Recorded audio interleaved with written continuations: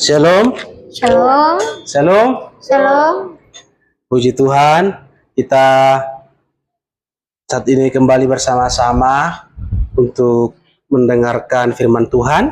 Mari kita buka Alkitab kita yang sudah dibacakan di nats pembimbing yang tadi ya.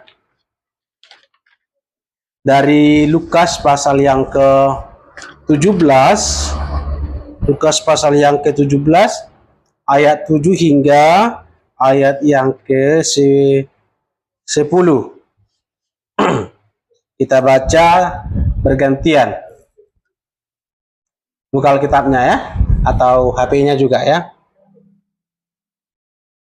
Ya, Lukas pasal yang ke-17, ayat 7 hingga ayat yang ke-10 kita baca bersama berganti-gantian. Saya akan bacakan ayat 7 dan jemaat sekalian bacakan ayat yang ke-8 dan bergantian hingga ke-10.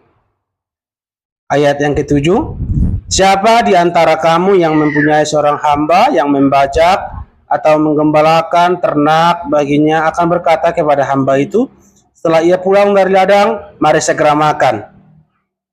Maka sebaliknya ia akan berkata kepada hamba itu, silakanlah makan. Setelah dibangun dan berilah aku sampai selesai aku makan. Sesudah itu engkau boleh makan dan minum. Adakah ia berterima kasih kepada hamba itu karena hamba itu telah melakukan apa yang ditugaskan kepadanya? Demikian jugalah kamu, apabila kamu telah melakukan segala sesuatu yang ditugaskan kepadamu, hendaklah kamu berkata, kami adalah hamba-hamba yang tidak berguna. Kami hanya melakukan apa yang kami harus lakukan. Amin. Nah, tema kita pada saat ini yaitu hamba Tuhan yang taat. Nah, berbicara soal hamba Tuhan itu tidak hanya pendeta ya. Berbicara soal hamba Tuhan itu tidak hanya gembala jemaat, tidak. Setiap orang yang percaya kepada Yesus itu adalah hamba Tuhan. Ya. Jadi Eben juga hamba Tuhan itu. Ya, si Pulen juga hamba Tuhan. Amin kan, Ben? Hamba Tuhan. Jadi kita yang sudah percaya di dalam Yesus itu adalah hamba Tuhan. Ya. Jadi tidak hanya pendeta hamba Tuhan sebenarnya. Cuma secara struktural yang mendapat tohonan atau tahbisan yaitu pendeta. Tapi dari segi non tohonan atau non tahbisan itu jemaat biasa, jemaat pada umumnya. Ya, jadi firman Tuhan ini datang kepada kita, tidak hanya kepada pendeta. Nah, jadi kalau saya bilang hamba Tuhan yang taat, itu kepada kita yang percaya kepada Yesus. Sebenarnya saya tidak ada kerinduan sebenarnya untuk menjadi seorang pendeta. Ya, kalau dilihat dari latar belakang saya sebenarnya dulu mau jadi seorang petinju. Iya. Tapi sayang badannya pendek begitu. Untung badannya pendek. Kalau coba badan saya seperti badannya si Eben ini, saya sudah pasti go internasional petinjunya. Tapi ya itulah anugerah Tuhan dikasih badan pendek sehingga tidak jadi. Supaya apa? Supaya jadi hamba Tuhan. Kan begitu. Coba dikasih badan saya kayak si Eben ini, saya sudah pasti go internasional. Makanya dari kecil itu saya belajar bahasa Inggris. Supaya nanti bunda dari SD. Itu dari SD saya itu sudah juara 1 nilainya bahasa Inggris di satu kecamatan itu.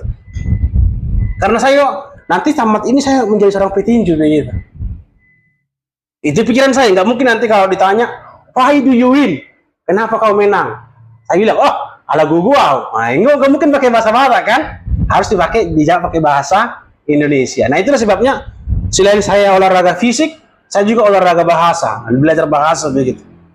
Nah, tapi sayangnya Tuhan bagi saya itu merupakan sebuah anugerah sehingga badan saya pendek sehingga saya bisa melayani pada saat ini. Nah, Bapak Ibu terkasih, dalam nama Tuhan Yesus memang menjadi seorang hamba Tuhan itu sangat sulit. Sangat sulit. Karena banyak tantangan yang harus dihadapi. Namanya seorang hamba. Hamba itu kan sama seperti budak kan? Hamba itu tidak memiliki apa-apa. Dia hanya siap melakukan sebuah tugas yang disuruh. Nah, seorang hamba di dalam tradisi Indonesia itu berbeda dengan seorang hamba yang kita baca dalam teks ini. kalau di dalam tradisi Indonesia, seorang hamba itu bisa diibaratkan seperti karyawan kan? Apakah seorang karyawan bisa melawan bosnya? Bisa kan? Tapi gitu ya. Nah, tapi dalam tradisi waktu zaman dulu itu memang seorang hamba itu adalah seorang yang tidak bisa melakukan apa-apa. Dia sudah dibeli dari tangan seorang bos lain. Sehingga dia hanya melakukan tugasnya. Karena dia sudah dibeli dari tangan orang asing. Nah, kalau kita baca dalam teks ini, Bapak Ibu, ada beberapa hal yang perlu kita pelajari. Dua hal ya. Yang pertama, seorang hamba itu harus siap melayani Tuhan dimanapun. Makanya kita baca ayat yang ke-7. Siapa di antara kamu yang mempunyai seorang hamba yang membajak atau menggembalakan ternak baginya akan berkata kepada hamba itu, setelah ia pulang dari ladang, mari segera makan.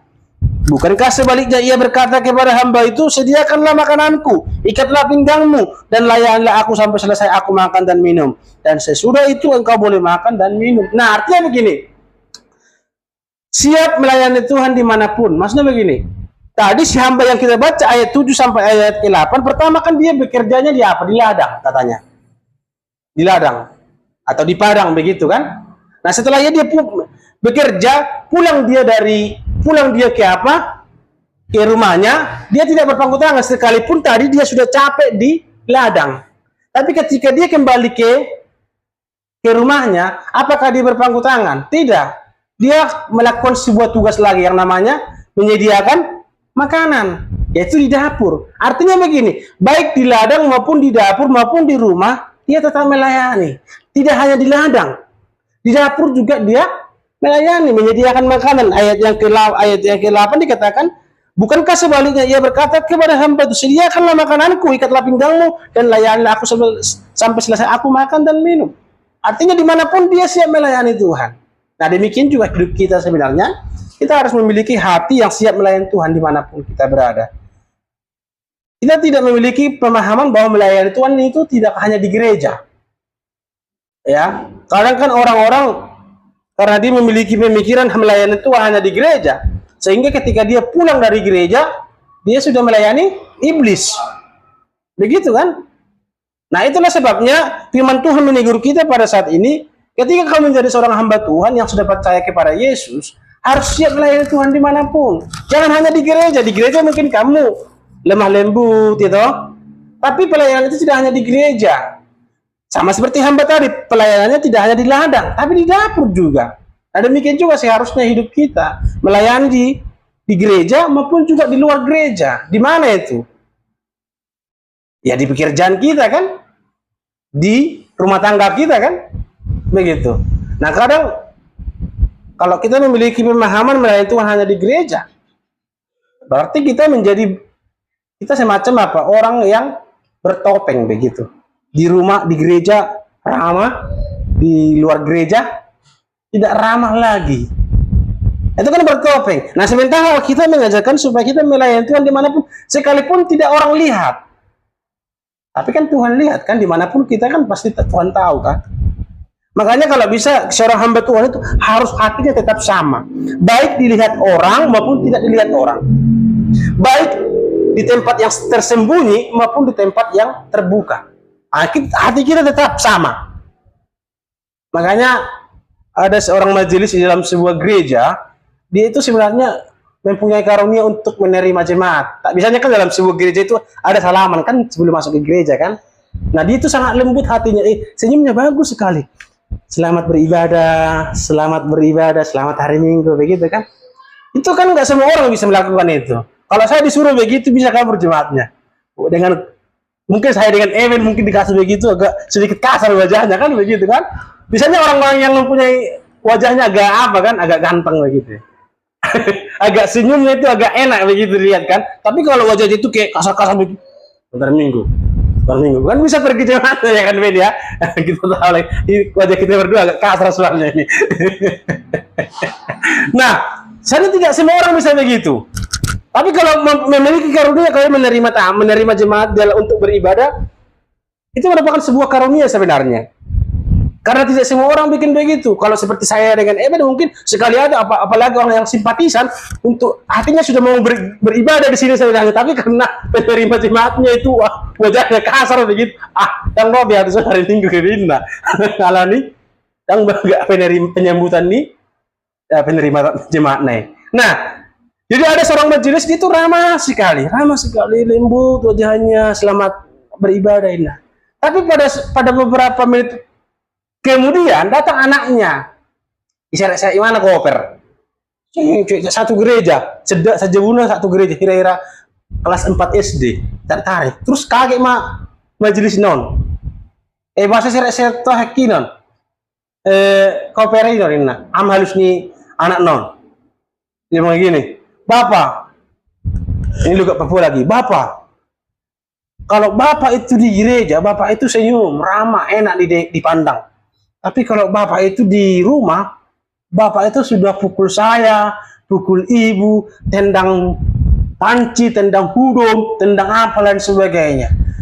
Jadi saya berharap Bapak itu di gereja ini saja, tidur di gereja ini saja. Ini saya bawa koper, sini pakaian Bapak, sikat odol sebagai sini. Bapak tidur di gereja supaya Bapak ramah senyum-senyum terus. Nah, ini kira-kira bagaimana pemahaman kita? Karena apa? Karena dia seorang isi majelis ini memiliki pemahaman bahwa melayani Tuhan itu hanya di gereja. Nah, ini yang salah sebenarnya. Padahal dalam teks yang kita baca pada saat ini, melayani Tuhan itu tidak hanya di ladang katanya. Baru di dapur juga dia melayani. Tidak ada tuan. Di ladang kan tidak ada tuannya. Bahkan ada tuannya juga dia tetap melayani. Demikian juga hidup kita. Kalau kita memiliki banyak hal karunia talenta di gereja, mungkin kita bisa melakukan banyak hal. Tapi jangan kita memiliki pemahaman bahwa melayani Tuhan itu tidak hanya di gereja. Dimanapun kita berada, di tempat pekerjaan kita, di tempat rumah tangga kita, di kampus kita, dimanapun, wherever, nggak ada orang pun melihat, tidak ada pun teman kita yang melihat, kita tetap memiliki pemahaman Allah melihat, dan saya ingin melakukan yang terbaik, dimanapun saya berada. Nah, dan karena itulah konsep seorang hamba yang kita baca ini, makanya dia siap melayani Tuhan, dimanapun. Ketika dia dilayani, tidak ada Tuhan di situ, tuannya. Di rumah ada tuannya, tapi dia melakukan tetap konsisten bahwa saya siap melayani Tuhan. Ada bikin juga hidup kita harus siap melayani Tuhan. Jadi yang pertama, kita harus siap melayani Tuhan dimanapun kita berada. Yang kedua adalah kita harus siap melayani Tuhan bagaimanapun keadaan hidup kita. Nah, terkadang kan kalau ada orang-orang kan, kalau saya tidak menjadi orang kaya, saya tidak mau melayani Tuhan. Itu salah. Makanya kita baca ayat yang keberapa itu, ayat yang ke-9. Adakah ia berterima kasih kepada hamba itu karena hamba itu telah melakukan apa yang ditugaskan kepadanya? Nah, ucapan terima kasih pun dia tidak diucapkan oleh tuannya loh. Nah, di sini ini yang merupakan pertanyaan retorika. Apa itu pertanyaan retorika? Sebenarnya di dalam ayat yang ke-9 ini katakan, adakah ia berterima kasih kepada hamba itu karena hamba itu telah melakukan apa yang ditugaskan kepadanya? Ini pertanyaan retorika. Pertanyaan retorika ialah pertanyaan yang tidak perlu membutuhkan jawaban. Soalnya sudah terkandung jawabannya dalam pertanyaan itu. Adakah ia berterima kasih kepada hamba itu karena hamba itu telah melakukan apa yang ditugaskan kepadanya? Jawabannya tidak. Sekalipun dia sudah melakukan ini, melakukan itu, ucapan terima kasih pun dia tidak terima. Nah, makanya kadang kita itu kan memiliki mental yang tidak bagus dalam melayani Tuhan. Kadang kita memiliki pemahaman begini, Tuhan, aku mau beribadah sungguh-sungguh kepadamu supaya aku kaya. Itu salah. Salah itu. Tuhan, aku mau sungguh-sungguh beribadah kepadamu supaya aku dapat jodoh di gereja. Salah itu. Jangan menjadikan gereja itu menjadi ajang bisnis. Kalau makanya ada seorang pebisnis besar datang ke gereja, seorang pendeta bilang begini, kamu harus percaya Yesus supaya kamu diberkati Tuhan. Terus selesai khotbah, seorang pendeta bilang begini, Bapak pendeta, kalau mau jadi tujuan saya datang ke gereja ini, mau jadi orang kaya, saya tidak perlu datang ke gereja ini, karena aku sudah orang kaya, katanya begitu. Makanya, seorang yang melayani Tuhan, mau kaya, mau diberkati Tuhan, mau tidak pun diberkati Tuhan, kita harus siap melayani Tuhan. Mau sehat maupun sakit, kita harus siap melayani Tuhan. Jangan ketika diberkati saja, kita melayani Tuhan. Ketika kita bangkrut, kita tidak melayani Tuhan. Itu tidak boleh begitu. Karena apa? Karena Allah. Kenapa sih kita melayani Tuhan? Apakah supaya kita diberkati Tuhan? Tidak. Kita melayani Tuhan karena Tuhan sudah melayani kita. Jadi ubah konsep kita ya Bapak Ibu ya teman-teman ya. Kita melayani Tuhan bukan supaya Tuhan memberkati kita. Salah itu. Kalau ada pendeta yang mengatakan begitu, itu tidak belajar Alkitab dengan baik. Kita melayani Tuhan karena Allah sudah terlebih dahulu melayani kita dengan mati di kayu salib. Kita bukan melayani Tuhan supaya Tuhan berkati kita. Memang kita tidak anti berkat, tidak anti dengan itu, tapi itu hanya bonus. Makanya kita mengatakan caranya dahulu kerajaan Allah dan kemudian semuanya itu akan ditambahkan, itu bonus. Bukan itu menjadi motivasi kita. Kalau dikasih Tuhan, oh, thank you. Kalaupun tidak dikasih Tuhan, thank you juga. Makanya di sini ucapan terima kasih pun tidak diberikan loh, seorang tidak diterima oleh si hamba itu. Sekalipun dia sudah pontang-panting ke sana ke sini melayani, ucapan terima kasih, apalagi berkat yang berlimpah kan begitu. Tapi dia tetap konsisten melakukan pekerjaannya. Jadi teman-teman, Bapak Ibu semua, firman Tuhan pada saat ini mengingatkan kita yang pertama, mari kita melayani Tuhan dimanapun kita berada. Yang kedua, mari kita melayani Tuhan bagaimanapun keadaan hidup kita. Baik kita sakit, baik kita sehat, baik kita lagi sukses maupun kita bangkrut. Semuanya itu seizin Tuhan. Tidak ada sesuatu terjadi di luar kendali Tuhan. Oleh karena itu, marilah kita memiliki pemahaman, yes, aku mau melayani Tuhan. Sekalipun saya tidak diberkati Tuhan. Saya mau melayani Tuhan, sekalipun saya dalam keadaan bangkrut. Itulah komitmen saya. Karena apa? Karena saya melayani Tuhan. Tujuan saya bukan untuk diberkati, tapi karena sudah diberkati. Sehingga nama Tuhan dipermuliakan dalam hidup kita. Amin. Mari kita berdoa. Bapa di surga, terpujilah Engkau, kami sudah merenungkan firman-Mu. Biarlah firman-Mu ini menolong kami supaya kami semakin hari menjadi hamba yang sungguh-sungguh percaya dan taat kepada Tuhan. Karena hanya Engkaulah sandaran hidup kami, karena hanya Engkaulah andalan di dalam kehidupan kami, tidak yang lain Tuhan. Oleh karena itu Bapak kami mau taat, mengabdi di bawah kaki Tuhan. Dalam nama Tuhan Yesus kami berdoa. Amin. Kembalikan kembali terus.